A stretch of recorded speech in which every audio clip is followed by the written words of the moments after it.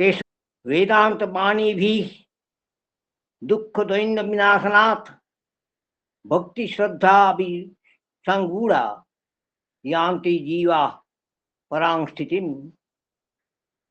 তাদের যে বেদান্ত বাণী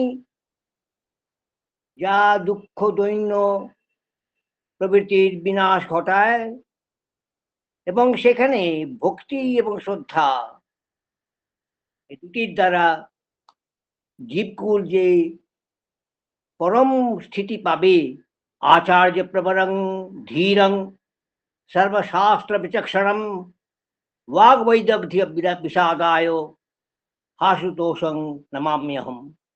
আশুতোষাচার্য মশাইয়ের আমি ছাত্র, তার প্রতি আমি আমার ভক্তিপূর্ণ শ্রদ্ধা জ্ঞাপন করি। পরমেশ্বর রূপিণং সর্বদুঃখ বিনাশিনং জ্ঞান স্বরূপ ভাজিনং বন্দে গুরুং যথামতি। পরমেশ্বর রূপ, সমস্ত দুঃখের বিনাশক, জ্ঞানের স্বরূপের আধার, এমন গুরুকে আমি বুদ্ধি অনুসারে বন্দনা করি।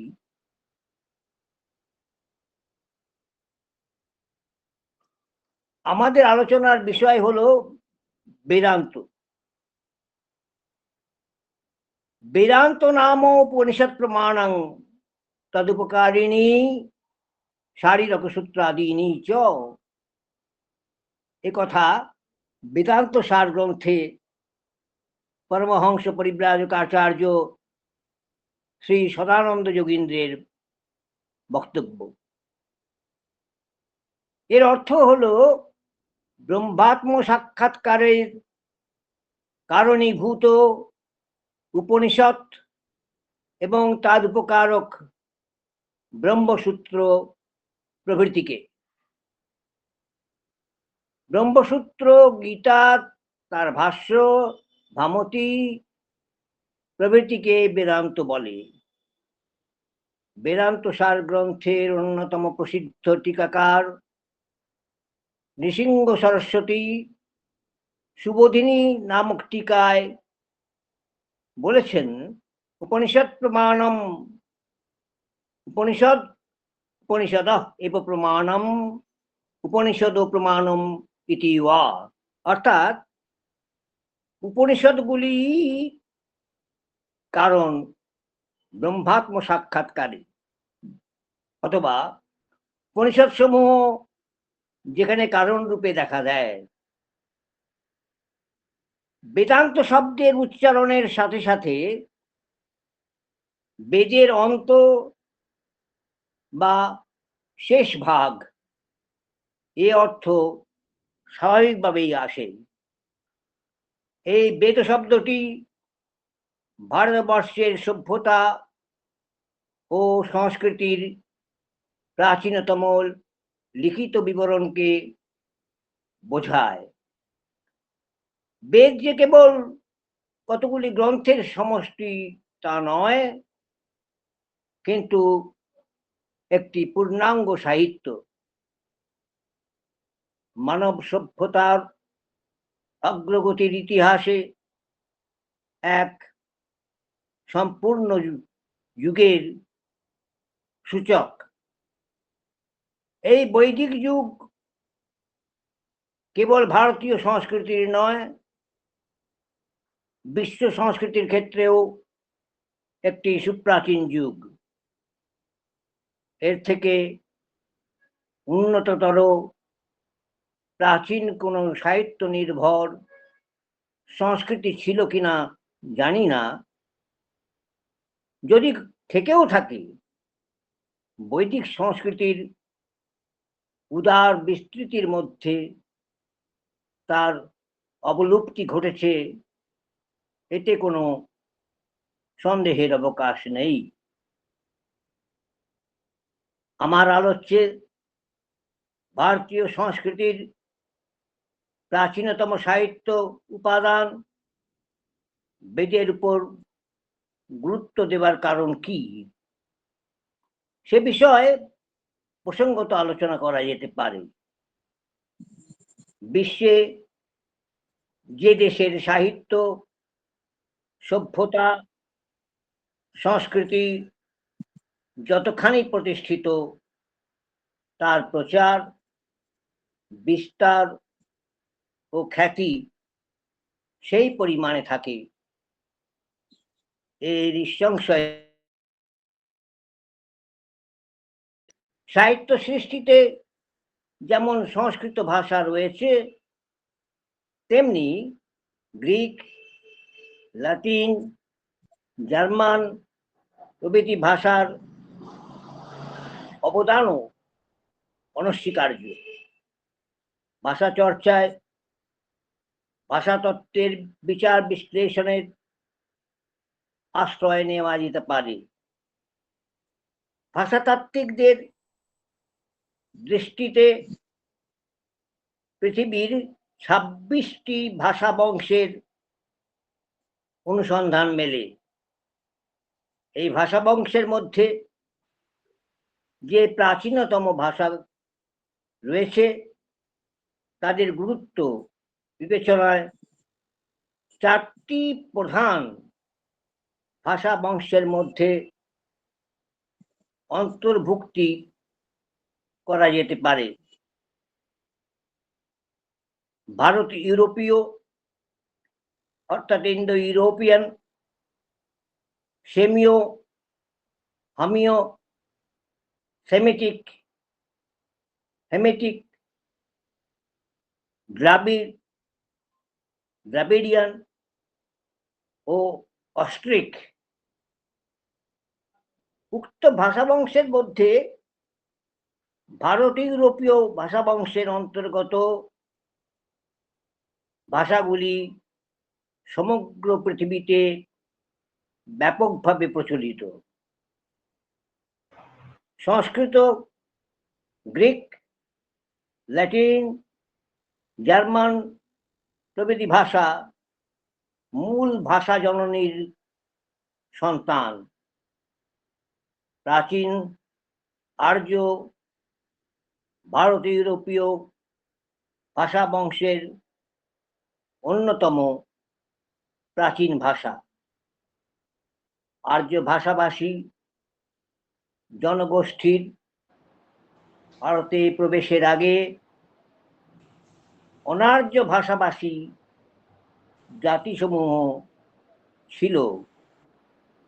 সেখানে দ্রাবিড় ও অস্ট্রিক গোষ্ঠীর কয়েকটি ভাষা প্রচলিত ছিল। আর্যদের নিবাস প্রতিষ্ঠিত হলে পর ক্রমে ক্রমে আর্য ভাষা ও তাদের সংস্কৃতির সঙ্গে আর্যেতর ভাষার যোগ বাড়তে থাকে এবং দ্রাবিড়, কিরাত ও নিষাদ ভাষাগুলির প্রভাবে আর্য ভাষাতে কিছু পরিবর্তন আসতে থাকে। প্রাচীন ভারতবাসীর মধ্যে শতকরা ৯০% মতো উক্ত ভাষাভাষীর অন্তর্গত এবং আধুনিক ভারতে প্রায় সমস্ত ভারতীয় ভাষা পূর্বোক্ত ভাষাসমূহ থেকে উদ্ভূত। দ্রাবিড় ভাষা বংশে অন্তর্ভুক্ত তামিলের মধ্যে দ্রাবিড় ভাষার প্রাচীন রূপ বহুলাংশে অক্ষত রয়েছে এবং যেখানে সংস্কৃত ভাষার প্রভাব অনেকটা কম। তবে তেলেগু, মালায়ালাম ও কন্নড় ভাষায় সংস্কৃত ভাষার প্রভাব বিদ্যমান। ভারতে প্রবেশের আগে আর্যেরা পশুপালক এবং যাযাবর বৃত্তিসম্পন্ন জাতিরূপে পরিচিত ছিল এবং ভারতে আসার পরেও কিছুকাল তারা প্রাচীন বৃত্তিতে নিযুক্ত ছিলেন। তারপর কৃষিকর্ম, পঞ্চনদ অঞ্চলে স্থায়ীভাবে বসবাস, এই আর্য জাতির বিভিন্ন গোষ্ঠীর মধ্যে প্রাচীন বৈদিক ভাষার যে কথ্য রূপ ছিল, সেখানে একটি সাহিত্যিক রূপও ধরা ছিল। এই সর্বজনবোধ্য শিষ্ট আর্য ভাষাতে বেদের মন্ত্রগুলি রচিত হয়েছিল। পৃথিবীর প্রাচীনতম ভাষা ও সাহিত্যের মধ্যে প্রাচীন আর্য অর্থাৎ বৈদিক ভাষা বিশিষ্ট ঐতিহ্যের অধিকারী এবং গ্রিক প্রভৃতি অন্যান্য প্রাচীন ভাষায় আর্য ভাষার সমকালীন কয়েকটি রচনা হস্তগত হলেও তুলনামূলক বিচারে বলা যায় মানব সভ্যতার প্রাচীনতম মহৎ ও বিশাল সাহিত্য ঋক্সংহিতার মন্ত্রগুলি এ ভাষাতে রচিত। একে অবলম্বন করে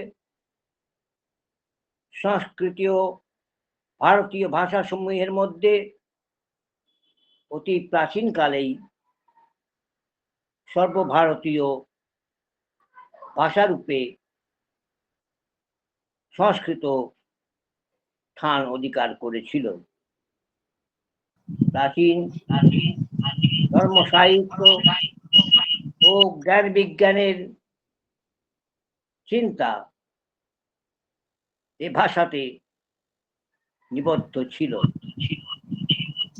4000 বছরের বেশি সময় ধরে ভারতে সংস্কৃত ভাষার চর্চা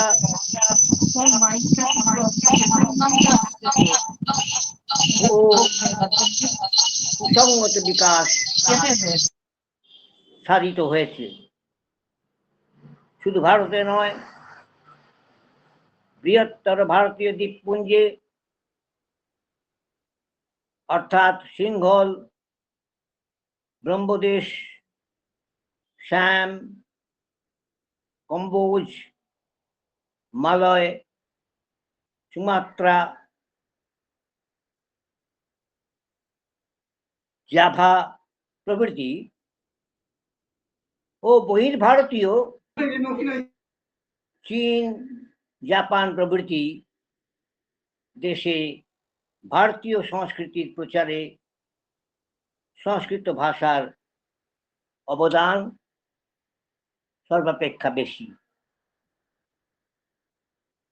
যাগযজ্ঞ নির্ভর ধর্মীয় চিন্তা ভাবনায় সংস্কৃত ভাষা যে ভারাক্রান্ত ছিল তা নয়। প্রাচীন ও মধ্যযুগে হিন্দুরা ছাড়াও বৌদ্ধ ও জৈন ধর্মাবলম্বীরাও ছিলেন।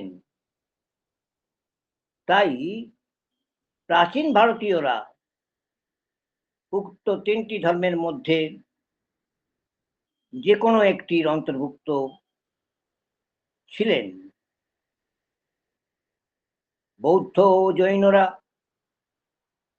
পালি ও প্রাকৃত ছাড়া ধর্ম প্রচারের জন্য সংস্কৃতকেও গ্রহণ করেছিলেন। প্রথম পর্বে বৈদিক ধর্মকর্মের ধারক বাহক ও ব্রাহ্মণ্য সংস্কৃতির রক্ষক উচ্চবর্ণ বিদগ্ধ গোষ্ঠী সংস্কৃত ভাষা ও সাহিত্যের অনুশীলন করেছিলেন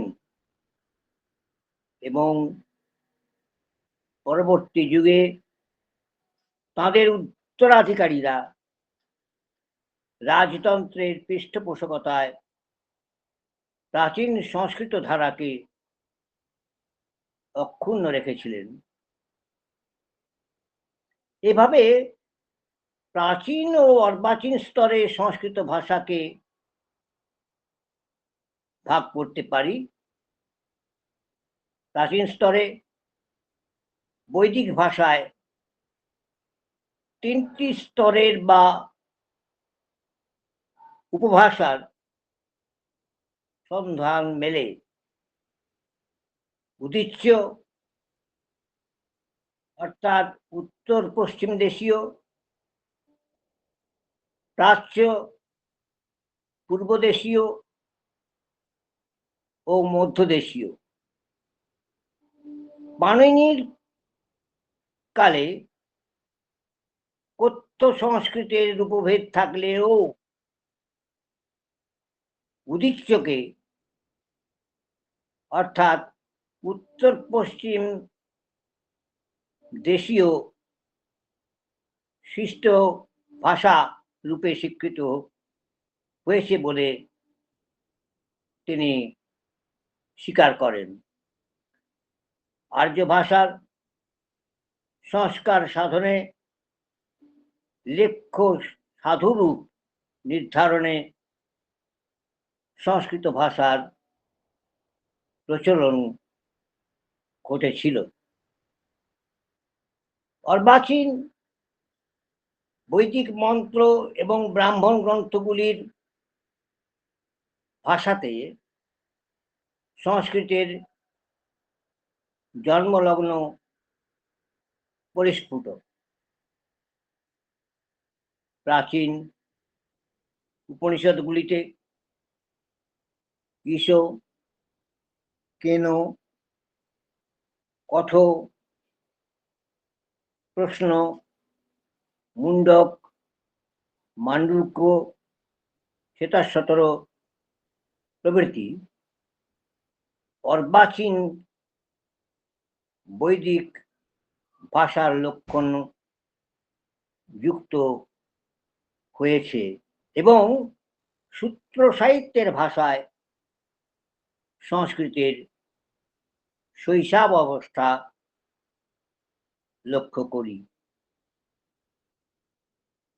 প্রাচীন বিদ্বজ্জনেরা সংস্কৃতকে দেবভাষা, সুরভারতী নামে প্রশংসা করেছেন। তেমনি আধুনিক তুলনামূলক ভাষাতত্ত্বের পণ্ডিতেরাও সংস্কৃতের অমূল্য অবদান অকুণ্ঠ চিত্তে স্বীকার করেছেন। পাশ্চাত্য ভারততত্ত্ববিদ উইলিয়াম জোন্স 1876 সালে এশিয়াটিক সোসাইটির সভায় প্রাচ্য ও প্রতীচ্যের ভাষানুসন্ধানীদের জন্য কিছু বক্তব্য করেছেন। Quote, "The Sanskrit language, whatever be its antiquity, is of a wonderful structure, more perfect than the Greek, more copious than the Latin, and more executively refined than either yet bearing to both of them a stronger affinity, both in the roots of verbs and in the forms of grammar than could possibly have been produced by accident. Dot dot dot. এখানে Greek ভাষার অপেক্ষা পারিপাট্য Latin অপেক্ষা শব্দ প্রাচুর্যে ভরপুরের কথা সংস্কৃত ভাষায় আমরা পেয়ে থাকি, এ কথা নির্দেশ স্বয়ং জোন্স সাহেবের মন্তব্য থেকে পাই। যাই হোক না কেন, এতাদৃশ সারবত্তা সংস্কৃত ভাষায় থাকায় পৃথিবীর অন্যান্য ভাষা অপেক্ষা ভারত ইউরোপীয় ভাষা বংশের অত্যন্ত প্রাচীন ও সমৃদ্ধশালী ভাষার আশ্রয় নেওয়ায় আলোচ্য বিষয়ের এক সুনির্দিষ্ট সার্থকতা রয়েছে। এ বিষয়ে কোনো চিন্তার বৈমত্য নেই। এ প্রসঙ্গে বেদান্ত শব্দের যে উল্লেখ তা ইন্দো ইউরোপীয় ভাষা গোষ্ঠীর মধ্যে আর্য ভাষারই এক নিদর্শন পাই, যা আলোচনার বিষয় হয়েছে এবং সার্থক হয়েছে এই কারণে যে গ্রিক, ল্যাটিন, জার্মান প্রভৃতি ভাষার প্রাচীনতা বা তার সৌকর্য থাকলেও সেখানে সংস্কৃত ভাষাকে এক বিশেষ স্থান দেওয়ায় আমাদের আলোচ্য যে বেদান্ত বিশ্ব শান্তির চিরন্তন বাণী, এই অংশটি অত্যন্ত সার্থক ও গৌরবান্বিত হয়েছে। তাই বেদান্ত শব্দটি আমাদের কাছে নূতনভাবে দেখা দেবে না, এটি অত্যন্ত প্রাচীন এবং বেদ শব্দের সঙ্গে সম্পর্কিত। বেদ শব্দের ব্যুৎপত্তিতে জ্ঞান রূপ অর্থ আসে। অদাদিগুণীয় জ্ঞানার্থক বিদ ধাতু থেকে বেদ শব্দটি নিষ্পন্ন। লৌকিক বিষয়ের জ্ঞান নয়, অখণ্ড অলৌকিক জ্ঞানরাশি, যার থেকে ধর্ম, অর্থ, কাম, মোক্ষ এই চতুর্বর্গের সন্ধান মেলে। ইষ্টপ্রাপ্তি ও অনিষ্ট পরিহারের অলৌকিক উপায় যে গ্রন্থ থেকে আমরা জানতে পারি তাই বেদ, এ কথা বেদ ভাষ্যকার সায়নাচার্য বলেছেন। প্রাচীন মনীষী যাজ্ঞবল্ক্য বলেছেন, প্রত্যক্ষ অনুমান প্রভৃতি উপায়ের দ্বারা যে জ্ঞান লাভ করা যায় না, সেই অতীন্দ্রিয় জ্ঞান হলো বেদ। বেদ ভারতবর্ষের চিরন্তন মর্মবাণী। এর মধ্যে রয়েছে সকল ধর্মের উৎস, সকল কর্মের মীমাংসা, সমস্ত জ্ঞানের পরিণতি। পরবর্তী ধর্মশাস্ত্রকার মনু বেদকে সমস্ত ধর্মের মূল বলেছেন। বেদ হলো স্বয়ং প্রকাশ, পরব্রহ্মের নিঃশ্বাস রূপে অবলীলাক্রমে প্রকাশিত। বেদের কোনো রচয়িতা নেই, মন্ত্রদ্রষ্টা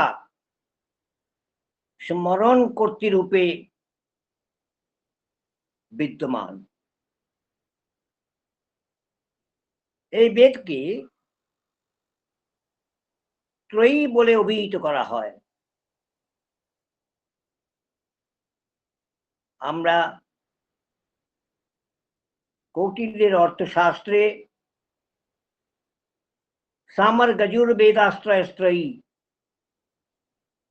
এই উল্লেখ পাই। অর্থাৎ ঋক, সাম, যজু এই তিন বেদের সমষ্টিকে বোঝায় বলে শব্দটি ত্রয়ী সংজ্ঞা লাভ করেছে। এখানে উল্লেখ্য যে অথর্ববেদ রূপে একটি পৃথক গ্রন্থ রয়েছে, যাকে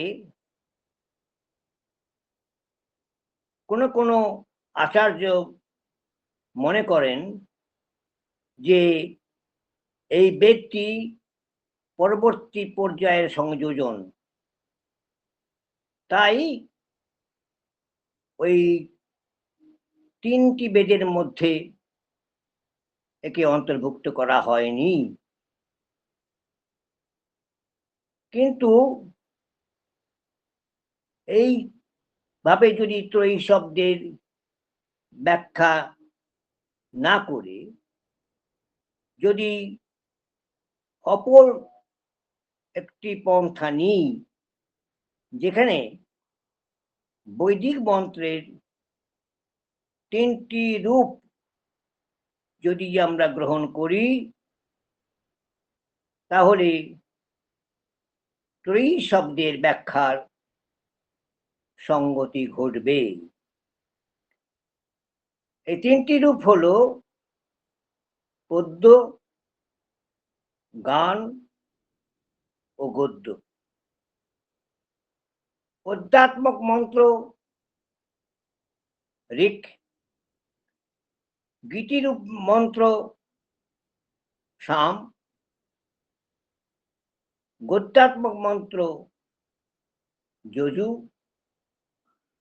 আর অথর্বণ মন্ত্র হলো গদ্য, পদ্য, গীতাত্মক। এভাবে এই তিনটি রূপের ব্যাখ্যায় ত্রয়ী শব্দে অথর্ববেদকেও আমরা ঋক, সাম, যজুর মধ্যে অন্তর্ভুক্ত করতে পারি।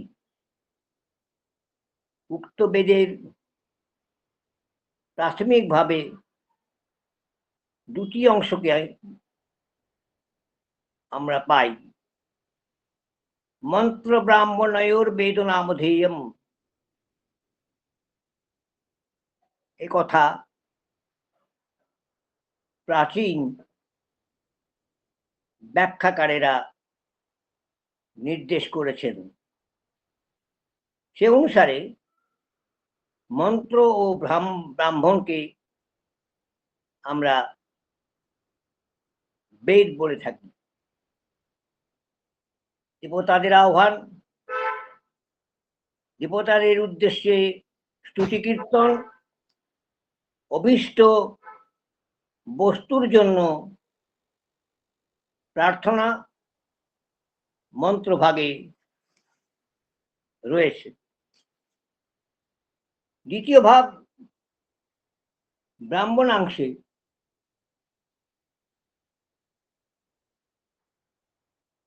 বিভিন্ন যজ্ঞানুষ্ঠানের বিধি লিপিবদ্ধ আছে।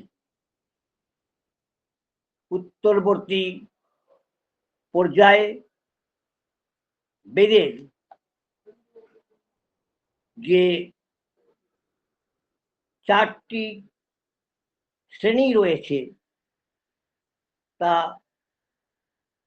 আমরা এভাবেই গ্রহণ করব: মন্ত্র, ব্রাহ্মণ, আরণ্যক ও উপনিষদ। মন্ত্র সমষ্টিকে সংহিতা বলা হয়। সংহিতা 4টি: ঋক্, সাম, যজু ও অথর্ব। প্রত্যেক সংহিতার সঙ্গে এক বা একাধিক ব্রাহ্মণ পাওয়া যায়। প্রত্যেক মন্ত্র ব্রাহ্মণাত্মক বেদের সঙ্গে আরণ্যক ও উপনিষদ নামে 2টি শ্রেণীর গ্রন্থ আমরা পেয়ে থাকি। সংহিতা ও ব্রাহ্মণ শ্রেণীর গ্রন্থে দেবতার সন্তোষ বিধানের জন্য স্তুতি এবং যজ্ঞানুষ্ঠান রূপ কর্মের উপরেই জোর দেওয়া হয়েছে বলে তাদের কর্মকাণ্ড বলা হয়। আরণ্যক ও উপনিষদ শ্রেণীর রচনায় জ্ঞানের প্রাধান্য থাকে বলে তা জ্ঞানকাণ্ড রূপে পরিচিত। এখানে উল্লেখ করা যেতে পারে যে আরণ্যকে বৈদিক কর্মানুষ্ঠানের সঙ্গে সঙ্গে কর্মের আধ্যাত্মিক ব্যাখ্যাকে প্রাধান্য দেওয়া হয়েছে, আর উপনিষদে জ্ঞানের দ্বারা শ্রেয় লাভের কথা প্রাধান্য পেয়েছে। এই জন্য আরণ্যক আর উপনিষদ উভয়কেই এক কথায় জ্ঞানকাণ্ডের মধ্যে অন্তর্ভুক্ত করা যায়।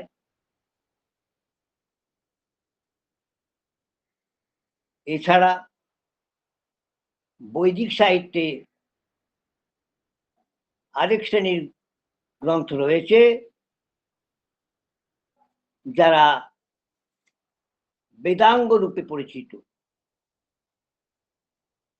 বেদাঙ্গ হলো 6টি: শিক্ষা, কল্প, ব্যাকরণ, নিরুক্ত, ছন্দ ও জ্যোতিষ। বেদের পাঠ ও অর্থ বোধনের সহায়ক বলে এদের বেদাঙ্গ বলা হয়।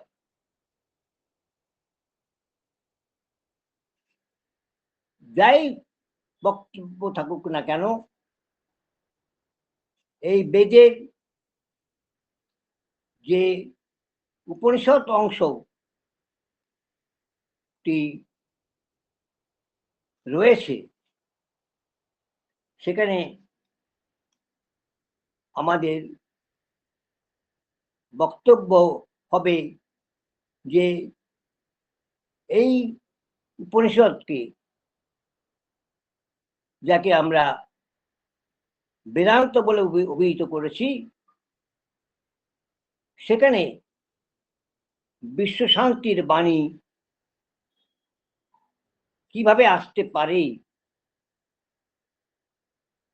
তার বক্তব্য এখানে প্রাসঙ্গিক। মূল বৈদিক ধারায় উপনিষদ হলো সর্বশেষ স্তর, যেখানে জ্ঞানকাণ্ডের চরম পরিণতি। অতি প্রাচীন কাল থেকে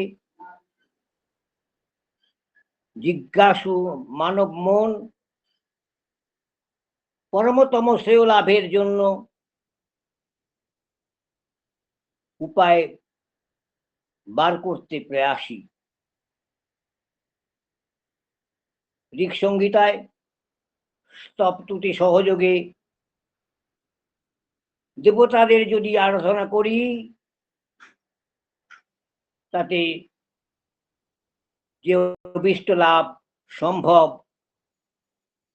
এই ধারণা আমাদের রয়েছে।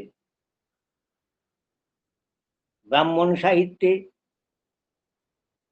যাগযজ্ঞাদি কর্মানুষ্ঠানী কল্যাণ লাভের একমাত্র উপায় বলে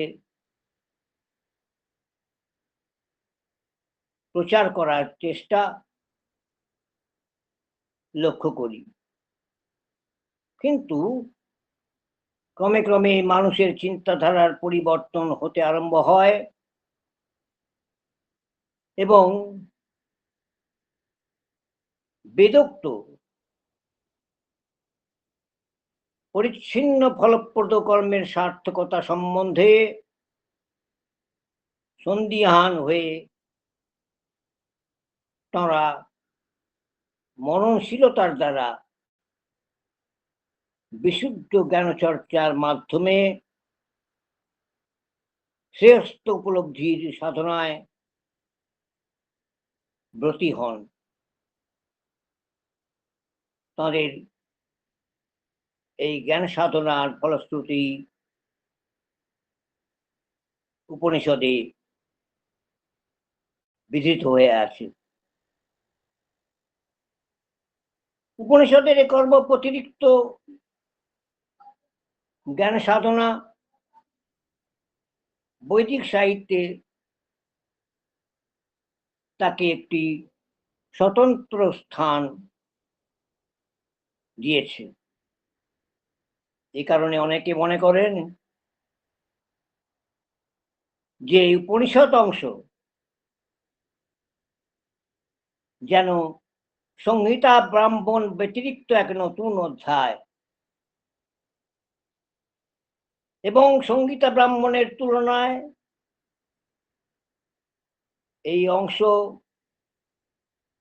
যে এক পরবর্তী সংযোজন, এ কথা কোন কোন সমালোচক মনে করেন। কিন্তু বস্তুতপক্ষে উপনিষদ বিষয়বস্তুতে নূতনত্ব দাবি করলেও এটি মন্ত্র ব্রাহ্মণাত্মক বেদভাগ থেকে সম্পূর্ণ স্বতন্ত্র কোনো অংশ নয়, বা কর্মবিরোধী কোনো নতুন ধর্ম প্রচার করাও এর উদ্দেশ্য নয়। কর্মের অসারত্ব উপলব্ধি করেই উপনিষদ বিশুদ্ধ দার্শনিক জ্ঞানের অন্বেষণে সম্পূর্ণ আত্মনিয়োগ করেছিল। কর্ম জ্ঞান এখানে বিরোধী নয়, বরং একে অন্যের পরিপূরক। সংহিতায় স্তুতি ও প্রার্থনা সহযোগে যে কর্মের সূচনা, ব্রাহ্মণের কর্মকাণ্ডে যার ব্যাপক বিস্তৃতি, উপনিষদে জ্ঞানের সাধনায় তার আত্মবিলুপ্তি। এক কথায় বলতে গেলে মন্ত্র ব্রাহ্মণে বৈদিক ধর্মের ব্যবহারিক দিক, উপনিষদে আধ্যাত্মিক দিকটি প্রতিফলিত। উপনিষদের মধ্যেই রয়েছে পরা ও অপরা এই দুই বিদ্যা। ঋগ্বেদাদি গ্রন্থে যে বিদ্যা রয়েছে তাকে অপরা অর্থাৎ নিকৃষ্ট শ্রেণীর বিষয় বলে গণ্য করা হয়েছে। আর পরা বা উৎকৃষ্ট বিদ্যা হলো তাই যার সাহায্যে অক্ষর ব্রহ্মের স্বরূপোপলব্ধি করা যায়। সে কারণে উপনিষদে এই পরাবিদ্যার স্থান রয়েছে। উপনিষদের পূর্ববর্তী কর্মকাণ্ড এক স্বতন্ত্র রূপ হলেও উভয়ের মূল কিন্তু একই। যদিও উপনিষদকে বৈদিক সাহিত্যের সর্বশেষ স্তর বলা হয়, তথাপি এই ভাগটি কখনোই বৈদিক সাহিত্যের পূর্ববর্তী ধারা থেকে বিচ্ছিন্ন নয়। অতি প্রাচীনকালে ঋষিদের চিন্তায় উপনিষদের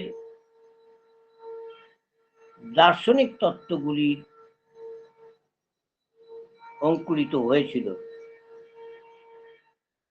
সংহিতা ও ব্রাহ্মণের যুগে বাহ্য যজ্ঞানুষ্ঠানের দ্বারা আনুষ্ঠানিক ধর্ম যেমন গড়ে উঠেছে, তেমনি পাশাপাশি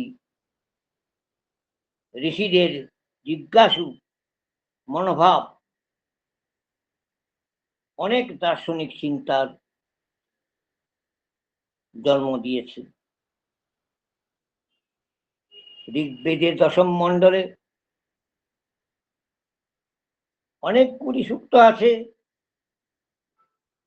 যেগুলি ঋষিদের এই সমস্ত দার্শনিক চিন্তার স্বাক্ষর বহন করছে। এ সমস্ত সূক্তে বিশ্ব সৃষ্টি তত্ত্ব সম্বন্ধে ঋষিদের ভাবনা যেমন প্রকাশিত, তেমনি পরিদৃশ্যমান বিশ্ব প্রপঞ্চের বহুত্বের অন্তরালে বিশ্বব্যাপী এক বিরাট সত্তার অবস্থান সম্বন্ধেও তাদের সচেতনতা লক্ষ্য করা যায়।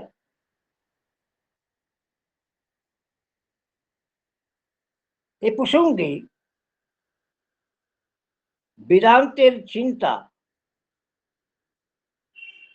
আমরা সংক্ষেপে নিবদ্ধ করলাম, কেননা আমরা পরস্পরকে ভিন্ন রূপে দেখে আমরা সেখানে কাম, ক্রোধ, লোভ, মোহ, মদ, মাৎসর্য এই ষড়রিপুর গতায়াত আমরা লক্ষ্য করি। বর্তমানে বিশ্বে যে পরস্পর অশান্তি এবং শক্তিশালী দেশ মাৎসর্যে দুর্বলদেরকে যথেচ্ছ অত্যাচারে লিপ্ত হচ্ছেন, যা প্রকৃতপক্ষে মনের অত্যন্ত বেদনাদায়ক। আমরা বিশ্ব শান্তির ক্ষেত্রে কয়েকটি চিন্তা ভাবনা প্রাচীন ঋষিদের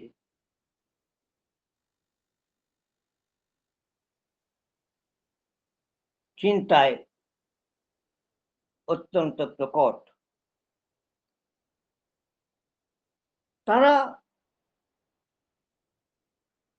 একটি কথাই চিন্তা করেছেন যে আমি এই শব্দটি প্রত্যেক কার্যে আমরা অন্তর্ভুক্ত করি। আমি খাই, আমি যাই, আমি বেড়াই, আমি কথা বলি, আমি তাদের উপর অত্যাচার করি, আমি তাদের উপর স্নেহ করি, এই সর্বত্র আমি আমি আমি আমি এই চিন্তা রয়েছে। কিন্তু এই আমিত্বের চিন্তা যদি বিষয় সম্পর্কিত হয়ে যদি এক করে দিই, তাহলে বিষয়ের আচরণটাই আমিত্বের মধ্যে প্রতিভাত হবে। এ বিষয়ে কোনো সন্দেহের অবকাশ নেই। এই কারণে প্রাচীন ঋষিরা এই উপনিষদ অংশে অহংকারের কথা বিশেষভাবে পরিত্যাগ করতে বলেছেন। এই অহমিকা যতদিন মানুষের কাছে থাকবে, জীবের কাছে থাকবে, ততদিন তার স্বরূপ উপলব্ধি ঘটবে না। এখানে আমরা কেন উপনিষদে উমা হৈমবতীর একটা উপাখ্যান পাই,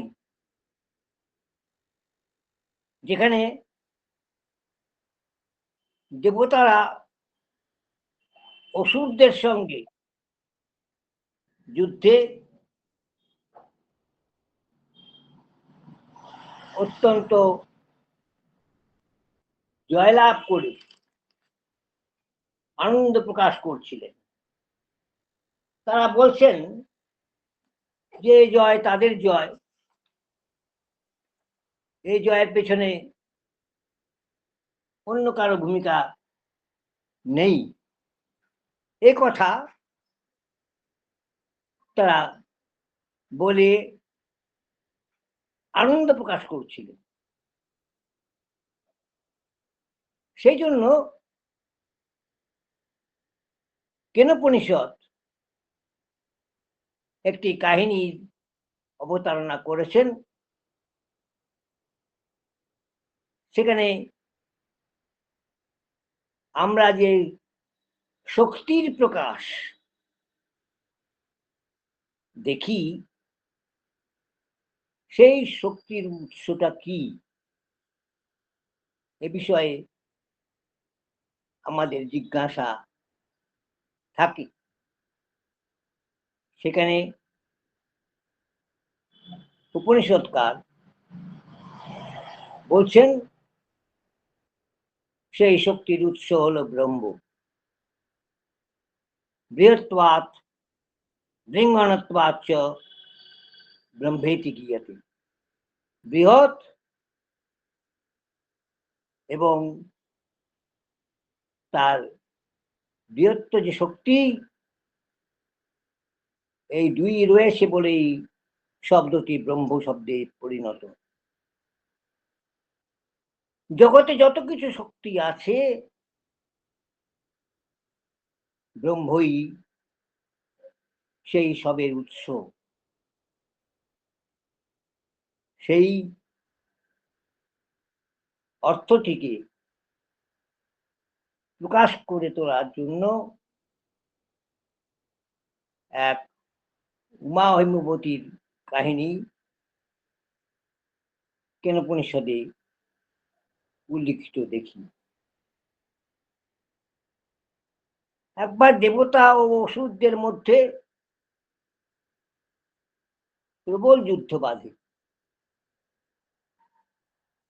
যুদ্ধে দেবতারা জয়ী হন এবং নিজেদের শক্তিতেই এই বিজয় সম্ভব হয়েছে বলে মনে করে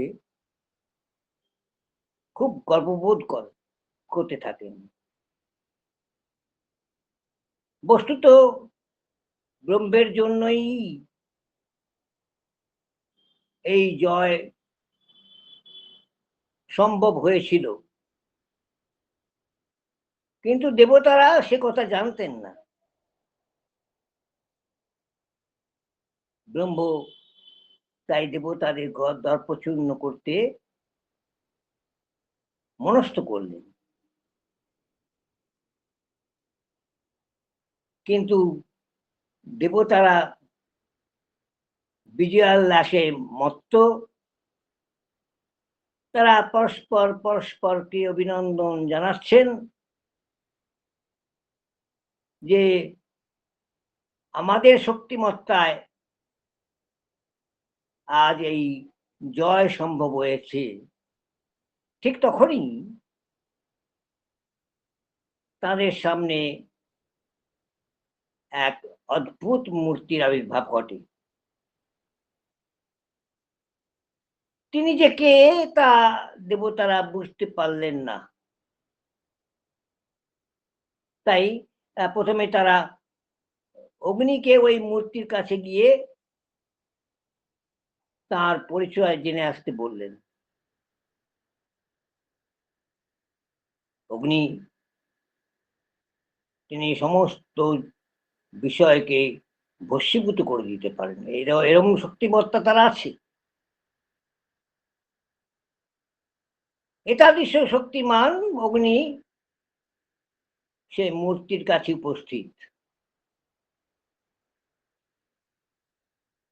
মূর্তির কাছাকাছি যেতেই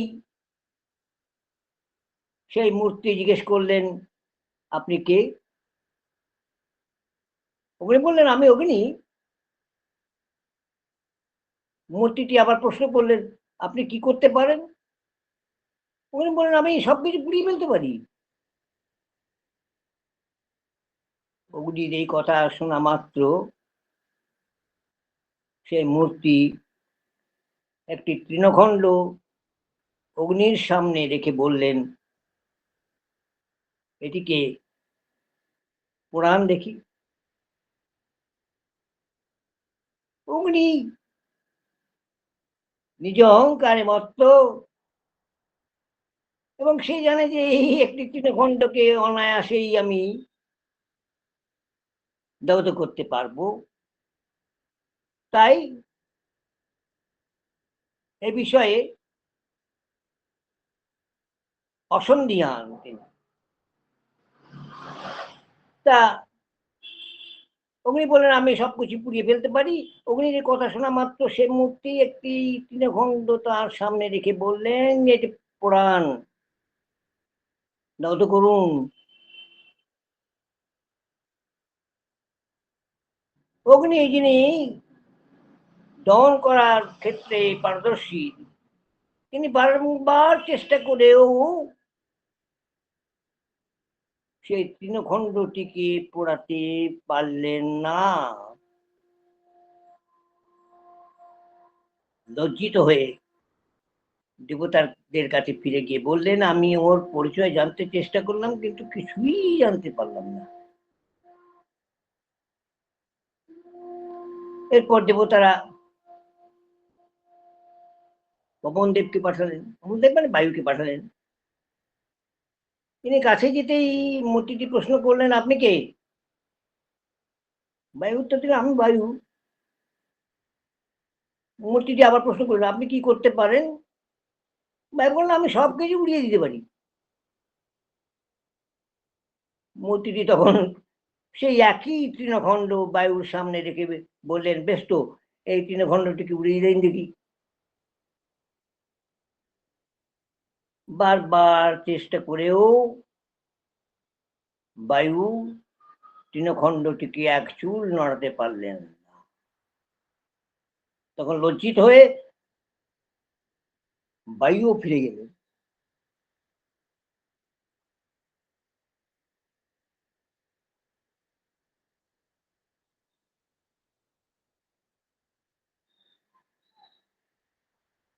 অবশেষে মূর্তিটির পরিচয় জানতে এগিয়ে এলেন স্বয়ং দেবরাজ ইন্দ্র। কিন্তু তিনি মূর্তিটির কাছে পৌঁছবার আগেই সেই মূর্তি অদৃশ্য হলেন এবং তার জায়গায় আবির্ভূতা হলেন পরমা সুন্দরী শালঙ্করা কারা এক দেবী, তিনি হুমা হৈবমতী।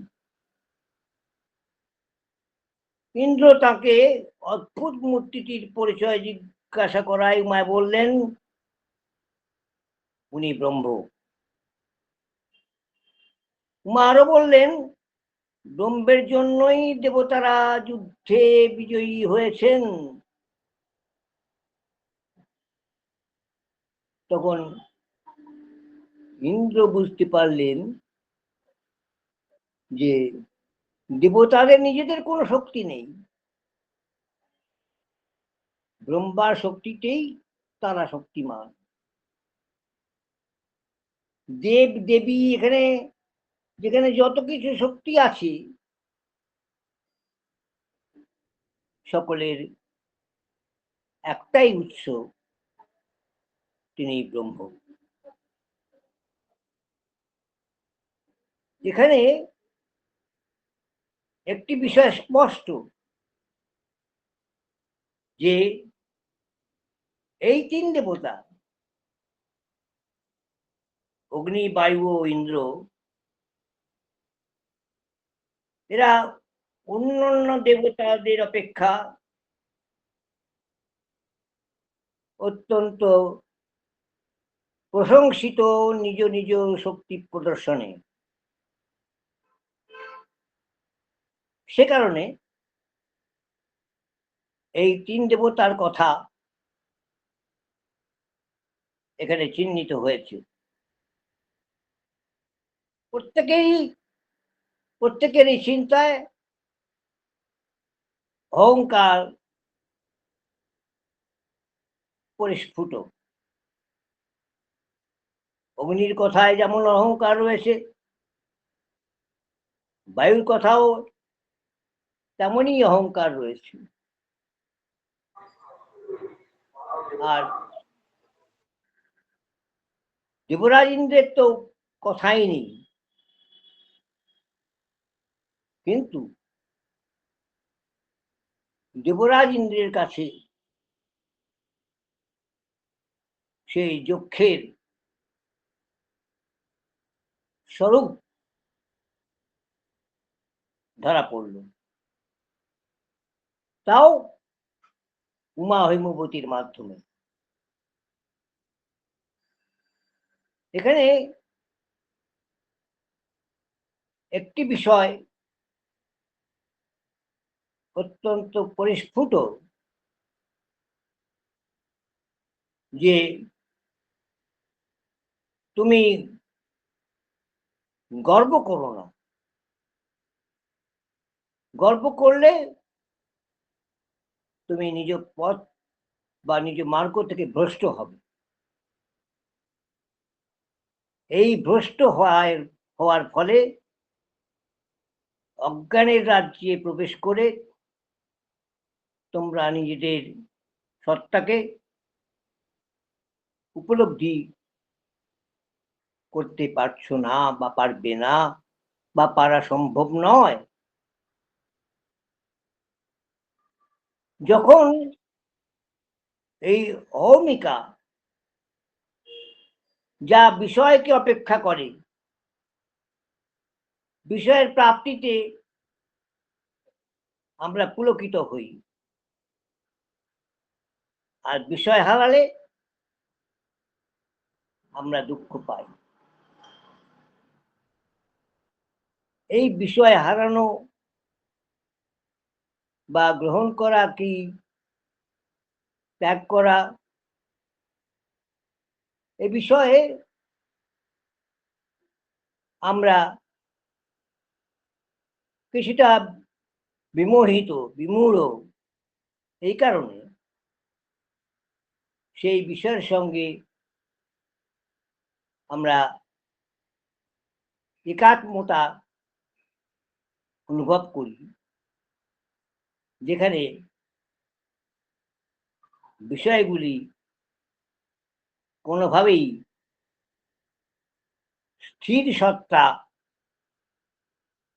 বা স্থির স্থিতি কথা বলে না, যার উপরে সমগ্র বিশ্ব রয়েছেন, সেই সত্তাকে যদি উপলব্ধি না করতে পারি, তাহলে আমরা কোনোভাবেই আমাদের স্থির লক্ষ্যে পৌঁছতে পারবো না। এখানে একটি কথা পরিস্ফুট, যে আমাদের কাছে এই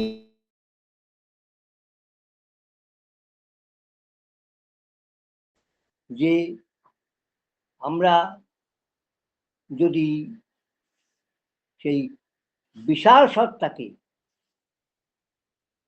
ক্ষুদ্র সত্তার মধ্যে আটকে রাখি, তাহলে আমরা বিষয়কে যথাযথ সম্মান না দিয়ে এক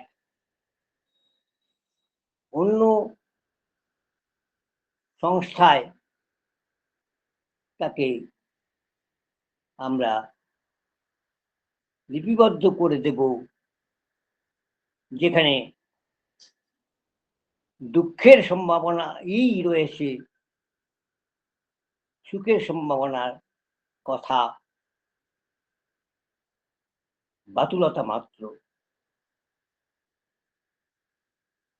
তা এই প্রসঙ্গে যে কাহিনীটির অবতারণা করা হয়েছে, তাতে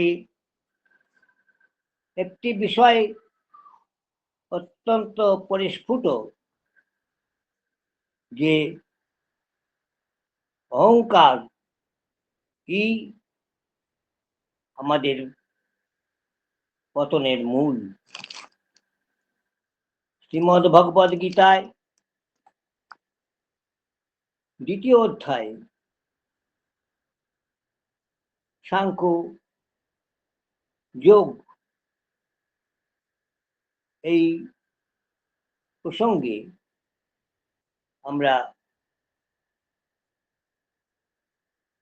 একটি কথা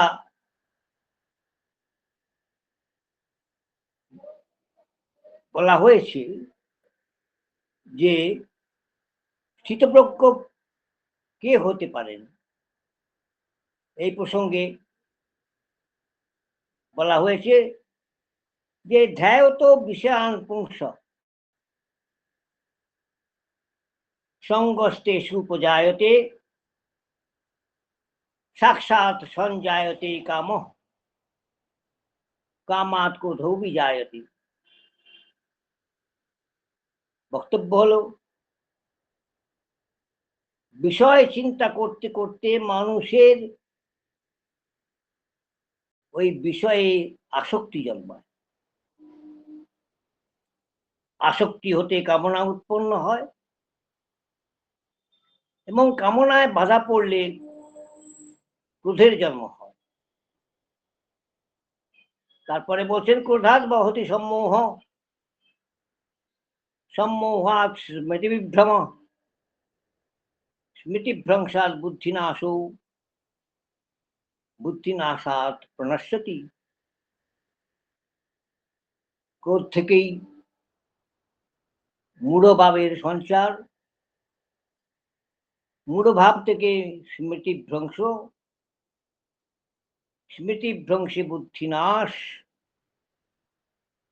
আর বুদ্ধিনাশ হলে পতন অবশ্যম্ভাবী। একটি বিষয় এখানে নির্ধারিত রয়েছে যে তুমি তোমাকে বিষয়ের মাধ্যমে নিরূপণ করো না। বর্তমান যুগে যে সমস্ত রাষ্ট্র পরিচালকেরা রয়েছেন তারা বৃথা গরিমায় ব্যস্ত এবং তাদের বুদ্ধিতে যে যে প্রকার অন্যের ক্ষেত্রে শাস্তি দেওয়া প্রয়োজন সেখানে বিচার বিবেচনা না করেই তাদের বাহু শক্তি বা পারমাণবিক শক্তি তারা প্রদর্শন করছেন, যার পরিণতি অন্যের ক্ষেত্রে অত্যন্ত বেদনাদায়ক। যদি মানুষ পরস্পরের প্রতি হিংসা পরবশ না হয়ে যদি একাত্মতা অনন্য চিত্ত হয়ে অনুভব করতেন তাহলে সেখানে আমরা বিশ্বে অশান্তির যে বাতাবরণ তার উপলব্ধি করতাম না। আমরা এই চিন্তার বশবর্তী হয়ে ঈশোপনিষদে যে প্রথম মন্ত্র ঈশাবাস্যমিদং সর্বম यत्किंच जगत्यां जगत्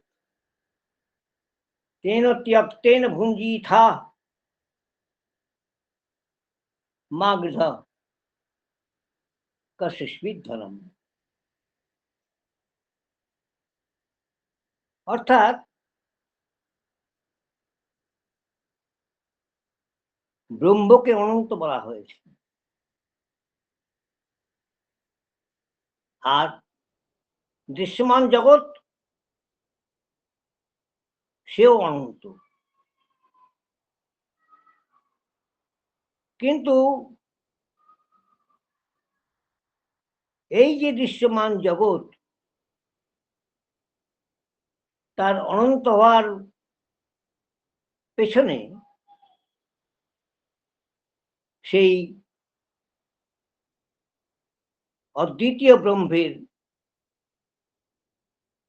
ওপর জগতের সত্তাকে আরোপ করা হয়েছে। এই জগৎকে যদি সরিয়ে দেওয়া হয়,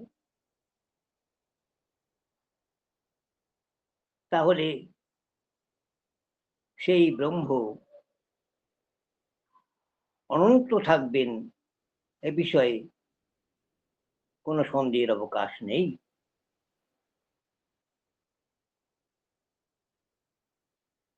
এখানে এটি প্রথম চরণের কথা। দ্বিতীয় চরণের কথা আরো মারাত্মক। বলছেন তেন त्यক্তেন ভুঞ্জিথা মা গৃহ কস্যচিৎ ধনম। তিনি সেই ঈশ্বর, তিনি যা যা তোমার জন্য নিয়মিত করে রেখেছেন যা যা, সেইগুলি তুমি ভোগ করতে পারো, কিন্তু তুমি তার বেশি ভোগ করতে চেয়েও না, চাইলেও পাবেন। কারণ হলো যে এই সম্পদ যাকে তুমি আপন করে ভাবছো, সে সম্পদের কিন্তু তুমি অধিকারী নও। বলছি আবার কি কথা? এই লৌকিক জগতে আমরা যেভাবে বেচা কেনা করে থাকি, যে এটি আমার, এইটি আমি এত পয়সা দিয়ে কিনলাম, এটি আমার বাড়ি, এটা আমার গাড়ি, এটা, এই যে সমস্ত চিন্তা, এই চিন্তা যে কতখানি স্থূল, যখন আমরা প্রয়াত হলি পর আমিও যে চুল্লিতে যদি দাহ হয়ে থাকে, যে চুল্লিতে পুড়ব, আর সেখানে কোটি কোটি টাকার মালিক সেই চুল্লিতে পুড়বে, সেখানে কিন্তু আমরা এক। পার্থক্য কোথায়? এই লৌকিক সম্পদ আহরণে আমাদের পার্থক্য। এই সম্পদ তোমার নয়, তুমি তো নিয়ে যেতে পারছো না, তুমি তো সবই ফেলে যাচ্ছ। এই আত্মোপলব্ধি যদি ঘটাতে পারি, তাহলে আমরা পরস্পরের দ্বন্দ্বে লিপ্ত হয়ে বিনাশ ঘটাতে এইভাবে সক্ষম আমরা হব না। এখানেই বিশ্ব শান্তির প্রকৃত চেহারা লুক্কায়িত। উপনিষদ বলছেন যে তুমি অহংকারে যদি লিপ্ত হও, তাহলে তুমি তোমার ঈপ্সিত সেও লাভ তোমার আর হবে না, তার থেকে অনেক দূরে সরে যাবে। সেজন্য রবীন্দ্রনাথ বলছেন, আপনাকে জানা আমার ফুরাবে না, সেই জানারই সঙ্গে সঙ্গে তোমায় চেনা। আমি তখনই চিনতে পারবো নিজেকে যখন আমি অত্যন্ত স্থির চিত্তে ইন্দ্রিয়গুলিকে আত্মাভিমুখী করতে পারি। আমরা সকল সময় ইন্দ্রিয়গুলিকে বহিশ্চারণ কার্যে নিযুক্ত করি। আমরা তো কোথাও দেখাই না যে অঙ্গুলি যে নির্দেশ করি সেটা বাইরের দিকে বিষয়ের প্রতি নির্দেশ করি। আমরা সেই অঙ্গুলিকে তো কোনোভাবেই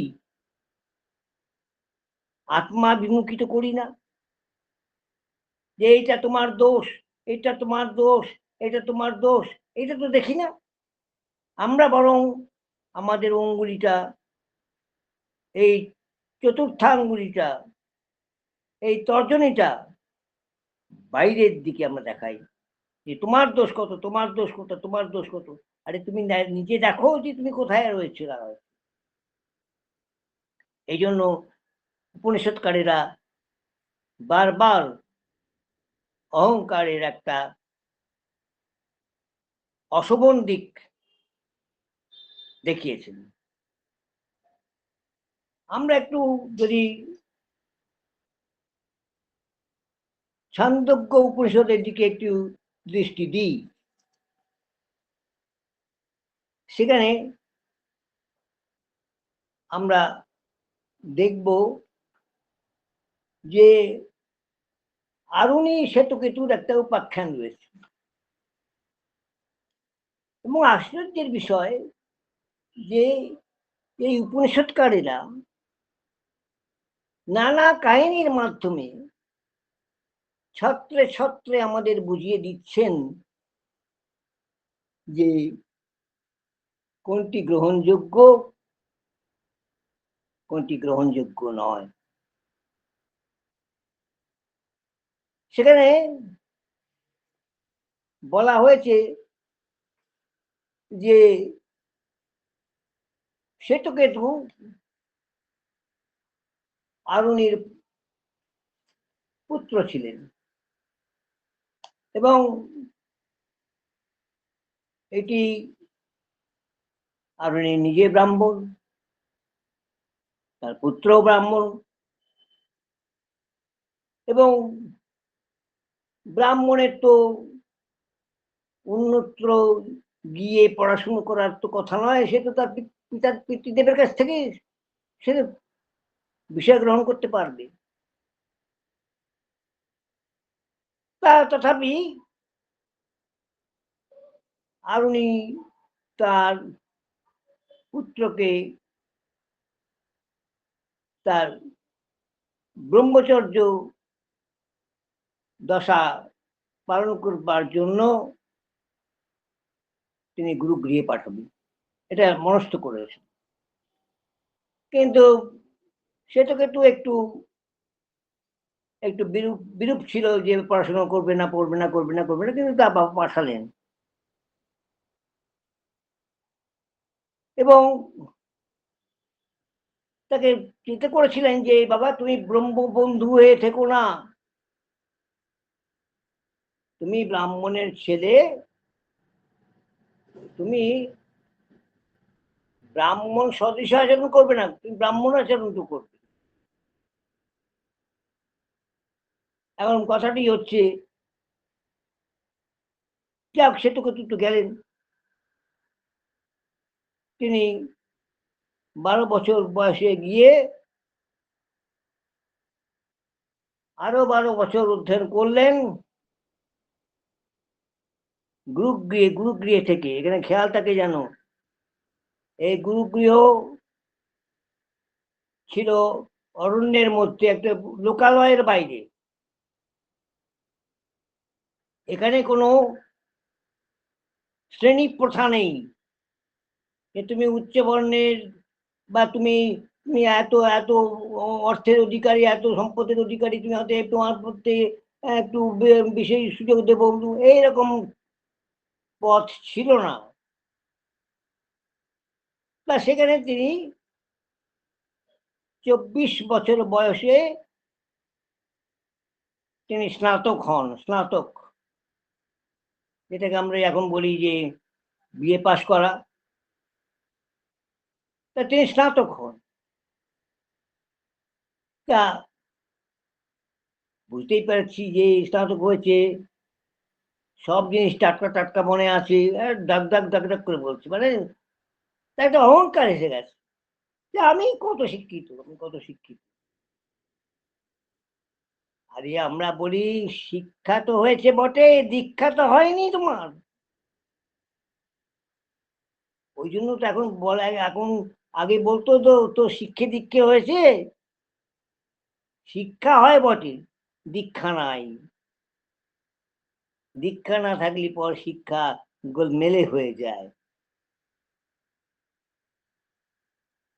দীক্ষাটা, ওই যে বলে শিক্ষা দীক্ষা, দীক্ষাটা পরবর্তীকালে আসছে। আর পরবর্তীকালে আসে বলেই তার জোরটা বেশি।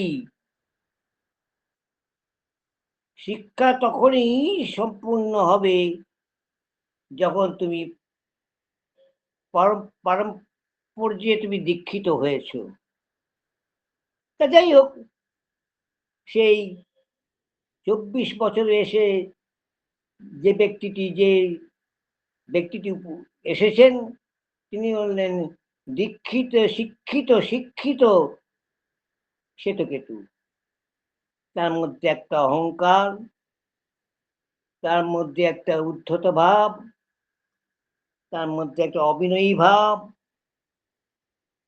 ফিরে এসেছে। বাবা দেখলেন, আরে আমি ছেলেকে পাঠালাম গুরুগৃহে উপযুক্ত শিক্ষার জন্য, সেখানে সেই শিক্ষায় শিক্ষিত না হয়ে পরিপূর্ণভাবে অন্য মতি সম্পন্ন হয়ে এসেছে। অহংকার, অহং বুদ্ধি। বিবাহ পিতাকে খুব দুঃখিত হলেন, মনে মনে দুঃখ পেলেন যে এ কি কথা, আমি তো এরকম সন্তান চাইনি, আমি এত অহংকারী হবে। এই আত্মজ্ঞানের কোন রহস্যের সন্ধান পায়নি, না পেয়ে এক অবিনয়ী উদ্ধত রূপ সম্পন্ন এক ব্যক্তিরূপে দেখা দিয়েছে। বাবা কি করলেন, তিনি জিজ্ঞেস করলেন, আচ্ছা তুমি কি গুরুর কাছ থেকে আত্মজ্ঞানের গোপন রহস্য কি জেনেছো?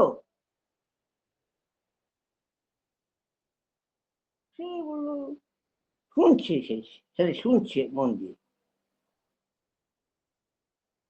তার বাবা বলছেন, ইয়ে না শ্রুতং শ্রুতং ভবত্যা মতং মতম অবিজিনাতং বিজিনাতমিতি কথং নু ভগবঃ স আদেশো ভবতি ইতি। তিনি বলছেন, যাকে শুনলে পর আর অন্য কিছু শোনার থাকে না, যাকে মনন করলে পর অন্য কিছু মনন করার থাকে না, যাকে জানলে পর অন্য কিছু বিজ্ঞান করার থাকে না, এরম কি কোন তত্ত্বের কথা, আত্মজ্ঞানের কথা তুমি কি শুনেছ, কি কি তুমি জেনেছ? তখন সে স্তব্ধ হয়ে রইল। বলছে যে হ্যাঁ, শ্বেতকেতু, তুমি যে জানোনি এ কথা স্পষ্ট, তাহলে তুমি কিসের বড়াই করছো? তুমি যদি বক্তব্যই না জানলে, সূচনাই না করতে পারলে, তাহলে তুমি কিসের অহংকারে তুমি আজকে আজকে নিজেকে প্রকাশ করছো, অভিনয়ী হয়েছো? এ কথা শ্বেতকেতু ঠান্ডা মাথায় চিন্তা করল। শ্বেতকেতু পারল না, এই প্রশ্নের উত্তর দিতে পারল না। কেন? তিনি বলছেন যে হয় শিক্ষক জানেন না বলেননি, বা আমাকে উপযুক্ত মনে করেননি বলে ওই বলেন, ব্যক্ত করেন। তাহলে বস্তুত ওই অহং বুদ্ধিটা দেখেই শিক্ষক বুঝতে পেরেছেন যে কে এই পরম জ্ঞান দিতে পারবো না, দেওয়া উচিত হবে না। আমরা বর্তমানে শিক্ষা ব্যবস্থায় নিযুক্ত হয়েছি, ছাত্ররা যেমন বুদ্ধিযুক্ত হোক না কেন, তাদেরকে সেই পরম জিনিসকে ব্যক্ত করে দেওয়া যা তাদের কাছে কোনোভাবেই পরিস্ফুট হয় না। যাই হোক, ও বিষয়ে পরে আসছি। এই শ্বেতকেতুর অহংকারকে ভেঙে দেবার জন্য তাঁর পিতৃদেব আরুণি এক মূল প্রশ্ন করলেন, যা আত্মজ্ঞানের গোপন রহস্যের কথা ব্যক্ত করে। তার ছেলে শ্বেতকেতু দেখছে, আমি যদি মানুষকে জানি তাহলে আমি পশুকে জানবো, আমি যদি পশুকে জানি তাহলে কি আমি গৃহকে জানবো? এরকম নানা প্রশ্নের তখন মনে ঘোরাফেরা করতে থাকে। এবং এই প্রসঙ্গে একটি বলে দেওয়া ভালো যে সেই শ্বেতকেতু কিন্তু বিনীতভাবে রাজা তার পিতার সেই প্রশ্নের উত্তর শোনার জন্য আগ্রহ প্রকাশ করেন। বলছেন, যথা সৌম্য একেন মৃৎপিণ্ডেন সর্বং মৃন্ময়ং বিজনাতং স্যাৎ वाचारम्भनं विकारो नामधेयं মৃত্তিকেত্যেব সত্যম। হে বাছা, একটি মৃৎপিণ্ডের দ্বারা যেমন সমস্ত মৃন্ময় অর্থাৎ মাটির দ্বারা তৈরি কার্যকে যেমন জানতে পারবো,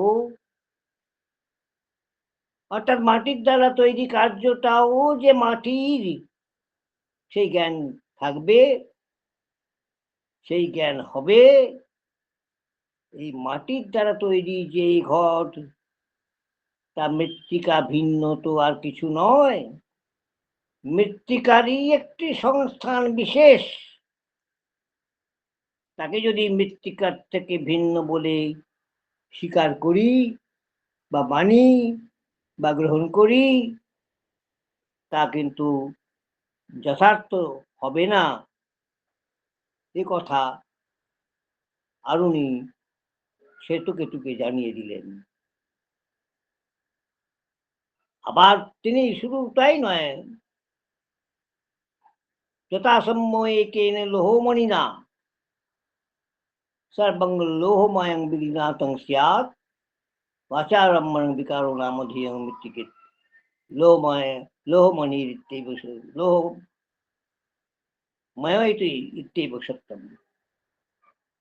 তাহলে কথাটা হচ্ছে কি, যে আমাকে যদি বুঝতে হয়, জানতে হয়, ওই অহমিকাটাকে ত্যাগ করতে হবে। বর্তমান ক্ষেত্রেও কিন্তু তাই। আজকে বড় বড় রাষ্ট্রপ্রধান তাদের শক্তিমত্তা দেখাচ্ছেন কতগুলি পারমাণবিক কতগুলি যন্ত্রপাতির উপর নির্ভর করে। আজকে এক দেশ অপর দেশকে হানাহানি করে কিছু মৃত্যু ঘটাচ্ছে। আশ্চর্যের ব্যাপার যে আমার দেশের সৈনিক অপর দেশকে যদি বিধ্বস্ত করে দেয়, তাহলে আমরা তাকে রাষ্ট্রীয় সম্মান দিই। এবং তাদের ক্ষেত্রেও যে অপর দেশকে বিধ্বস্ত করে দেয়, সেও রাষ্ট্রীয় সম্মানে সম্মানিত হয়। কিন্তু আশ্চর্যের বিষয়, উভয় দেশই উভয়কে রাষ্ট্রীয় সম্মানে সম্মানিত করছে বটে, তবে একজন অপরের কাছে অত্যন্ত বিকৃত শত্রুরূপে চিহ্নিত হচ্ছে। তাহলে কেউই রাষ্ট্রীয় সম্মানে সম্মানিত হোক চাই না হোক, সেই জাতিগত শত্রু থেকে কেউ কিন্তু ভিন্ন ভিন্ন নয়। সম্মান একটা দেশের জিনিস, একটা দেশের বিষয়, সে সম্মান পেতে পারে বটে, কিন্তু সার্বিক সম্মান সে পেতে পারে না। এই কথাটা চিন্তা করতে হবে মানুষকে।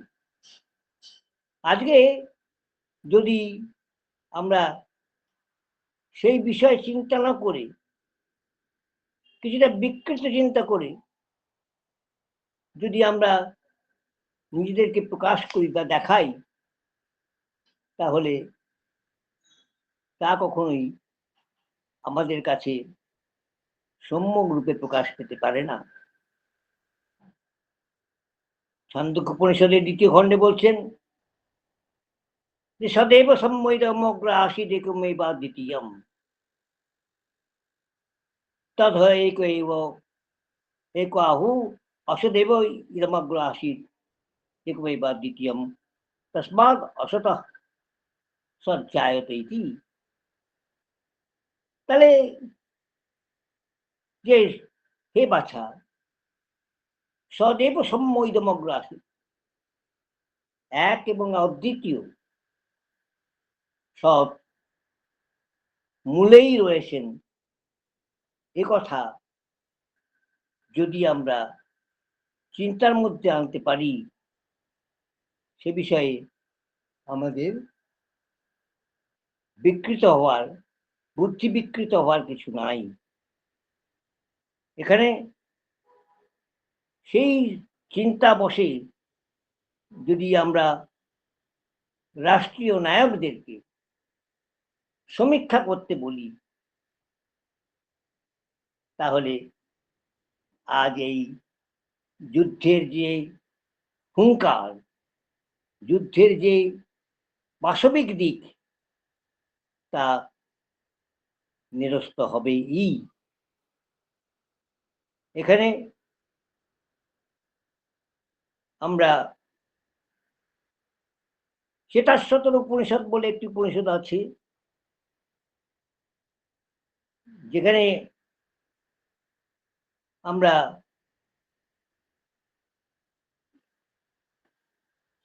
वेदाहम एतं पुरुषं महान्तं आदित्यवर्णं तमसः परस्तात् तमेव विदित्वाति मृत्युमेति नान्यः पंथा विद्यते आयनाय।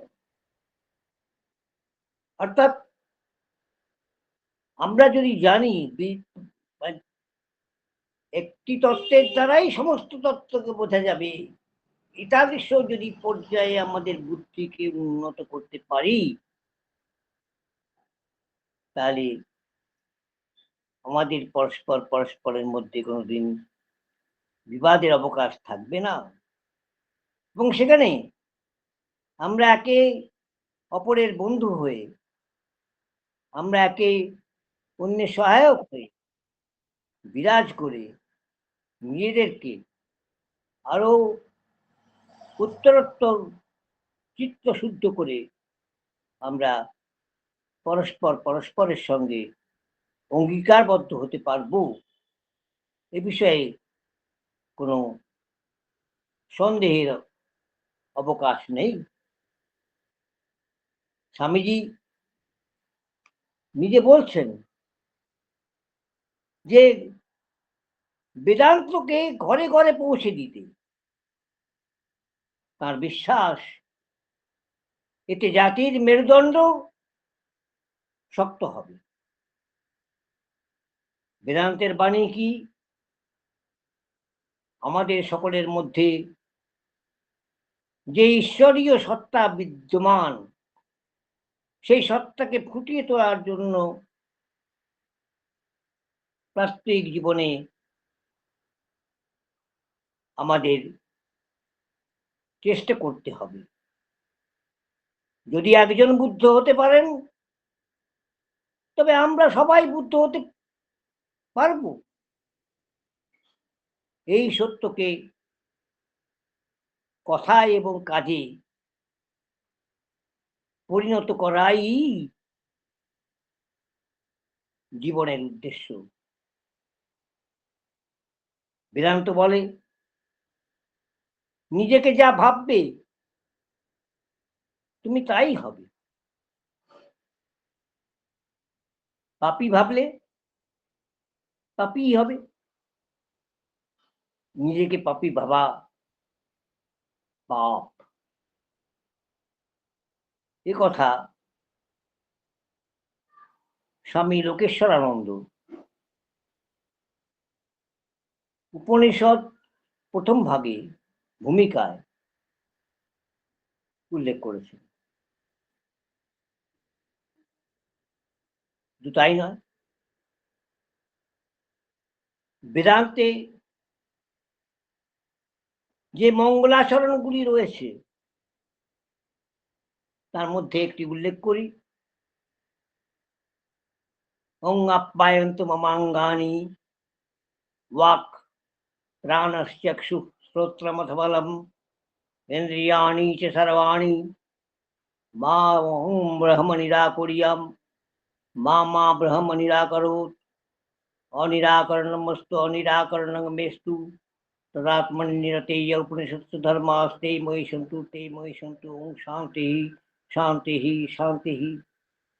এর অর্থ হলো আমার সমস্ত অঙ্গ যেন পরিপুষ্ট হয়, তার সঙ্গে আমার প্রাণবায়ু, বাক শক্তি, দৃষ্টি, শ্রবণ এবং অন্যান্য সমস্ত ইন্দ্রিয়ও যেন শক্তিশালী হয়। ব্রহ্মের কথাই সব উপনিষদে বলে, আমি যেন কখনো ব্রহ্মের কথা শুনতে উদাসীন না হই। ব্রহ্ম যেন কখনো আমাকে সরিয়ে না দেন। আমি বিশেষ করে এই চাই যে আমি যেন সরে না আসি। আমি আমার স্বরূপ সম্বন্ধে অধ্যয়ন করেছি, কি কি গুণ থাকলে স্বরূপ জ্ঞান হয় তা উপনিষদ বলে দিয়েছেন। আমি যেন সেই গুণগুলি আয়ত্ত করতে পারি। শারীরিক ও মানসিক শান্তি হোক, পরিবেশ বা প্রাকৃতিক শান্তি হোক, কীট পতঙ্গাদিকৃত বিঘ্নের শান্তি হোক, এর মাধ্যমে যথাক্রমে আধ্যাত্মিক, আদি দৈবিক এবং আদি ভৌতিক বিঘ্নের শান্তি হওয়ার কথা ব্যক্ত করা হয়েছে। এখানে আমাদের এই কার্যে বেদান্ত একটি কথাই বলেছেন যে মা গৃহ, গৃহ ধাতু, গৃহ ধাতুর অর্থ হচ্ছে লিপ্সা। এটা দিবাদিগণীয় পরশী পদ, গৃহ্যটি তার রূপ হয়। আর গৃধ্র থেকে এসছে, গৃধ্র যে শব্দটা আমরা শকুনকে বলি, এটা গৃহ্ধাতু ক্রণ থেকে গৃধ্র শব্দটা এসছে। এবং গৃধ শব্দটি দেওয়া হয়েছে এই কারণে যে শকুন এমন এক জীব, সে সমস্ত কিছুকেই ভক্ষণ করে থাকে, তার কাছে বাদ বিচার কিছু নেই। এই যে বাদ বিচার না করে থাকা, এই শব্দটিকে বোঝাবার জন্য এখানে উপনিষদ অংশে গৃধ শব্দটি প্রয়োগ করা হয়েছে। অর্থাৎ তুমি সেই পরমেশ্বরকে তুই বাদ দিয়ে তুমি যদি সর্বাংশকে তুমি যদি ভোগ করতে ব্যস্ত থাকো, তাহলে তোমার এই কর্মময় জীবন যে অত্যন্ত ব্যাহত, সুষ্ঠু হবে না, এ কথা অবশ্যই আমরা বলতে পারি। এই কারণে আজ এই একবিংশ শতকে যে হানাহানির ব্যাপকতা দেখছি, এবং এই হানাহানি শুধু একবিংশ শতকের সম্পদ নয়, এ আমাদের আত্মোপলব্ধির অভাব। এই অভাবকে বোঝাবার জন্য, সূচনা করার জন্য আমরা যদি নিজেদের ব্যক্তিগত দিকটি চিন্তা করি, তাহলে আমাদের এই ভয়ঙ্করতার হাত থেকে আমরা নিবৃত্ত হতে পারব। এখন এই বিভিন্ন রাষ্ট্রে যোগ দিবস বলে একটি পালিত হয়, যোগা, 21শে জুন সম্ভবত তার সেই দিবসে তারা আন্তর্জাতিক যোগ দিবসটা পালিত হয়।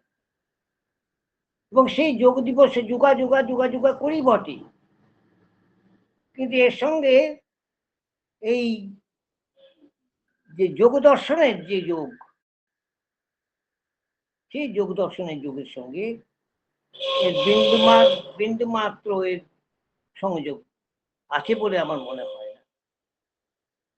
তাতে যে অঙ্গ প্রত্যঙ্গগুলো সঞ্চালিত করা হয়, তাতে এই দৈহিক ব্যবস্থাটাকে সুস্থ রাখার জন্য ওই ভাবনার অনুকূলে আমাদের এই ব্যবস্থাগুলি চলে। এ দিয়ে কিন্তু আমাদের ঐকান্তিক এবং আত্যন্তিক দুঃখ নিবৃত্তি হয় না। আমরা যেদিন বুঝতে পারবো যা আত্যন্তিক এবং ঐকান্তিক যদি দুঃখ নিবৃত্তি ঘটে, তাতে যদি আমাদের পরম প্রাপ্তি ঘটে, তা সেদিকেই আমরা আমাদের অনুশীলন ঘটবে, এ বিষয়ে কোনো সন্দেহের অবকাশ নেই। আজকে আমরা যদি নিজেদের দিকে তাকিয়ে একটু বলি যে যত্র বিশ্বং ভবত্যেক নীড়ম, আজ সমগ্র বিশ্ব যদি একটি আবাসস্থল, অভিন্ন আবাসস্থল হয়, তাহলে আমরা আমরা আমাদেরকে আর কখনো বিচ্ছিন্ন ভেবে হিংসায় উন্মত্ত হয়ে পরস্পরের নাশ ঘটাবো, এরকম চিন্তা থেকে আমরা আমরা সরে আসবো। এবং আমার ধারণা, সকলের ধারণা, যে এত মূল্যবান ভারতবর্ষের সাহিত্য বেদান্ত, এই বেদান্তের যে নির্দেশ, সেই নির্দেশ আমরা পদে পদে পাই, পদে পদে এতে সঞ্চার ঘটে, এবং পদে পদে এদের যদি বিন্যাসকে আমরা আমাদের আপন করে নিতে পারি, তাহলে এই যুদ্ধের জন্য যে অর্থ ব্যয় হয়, সেই অর্থ ব্যয়টা যদি বন্ধ করে দিয়ে যদি আমরা আত্মবৃদ্ধি, আত্মানুসন্ধানের ক্ষেত্রে বা আত্মচর্চার ক্ষেত্রে যদি সেই অর্থকে যৎকিঞ্চিৎ নিয়োগ করতে পারি, তাতে যে বিশ্বের এক শান্তি আসবে, এ বিষয়ে কোনরূপ সংশয় বা বিতর্কের কোনো ভূমিকা নেই। এখানে আমরা এই বিশ্ব শান্তির ক্ষেত্রে আমরা যেন কোনোভাবেই আমরা বিমুখ না হয়ে তার প্রতি শ্রদ্ধা জানাতে আমরা এই বিষয়টিকে, অর্থাৎ বেদান্তের যে এই বিষয়কে আমরা যদি নির্ধারিত করতে পারি, তাহলে আমরা কোনোভাবেই এই প্রচন্ড যে বিশ্ব শান্তি যদি এসে যায়, তাহলে আজ ভারতবর্ষ তার প্রেক্ষাপটে এই শাস্ত্রের যে এক গভীর অনুশীলন করতে পারে, সে বিষয়ে সেখানে কোনো সন্দেহের অবকাশ থাকতে পারে না। আজকে যদিও আমার জন্য, এই আলোচনার জন্য আমরা রামকৃষ্ণ মিশন কর্তৃপক্ষের কাছে যে সময় ভিক্ষে করেছিলাম, তার খানিকটা কাছাকাছি গিয়ে পৌঁছতে হয়তো পেরেছি। সে যাই হোক না কেন, আজকে আমরা শেষ পর্যায়ে একটি স্তুতি রেখে এবং সেই জননী সারদা দেবীর কাছে, রামকৃষ্ণ দেবের কাছে, বিবেকানন্দর কাছে আমাদের কোটি কোটি প্রণাম, যে তাঁদের চিন্তায় যে অদ্বৈত বাণী সঞ্চার হয়েছে, সেই সঞ্চারে কোনো রকম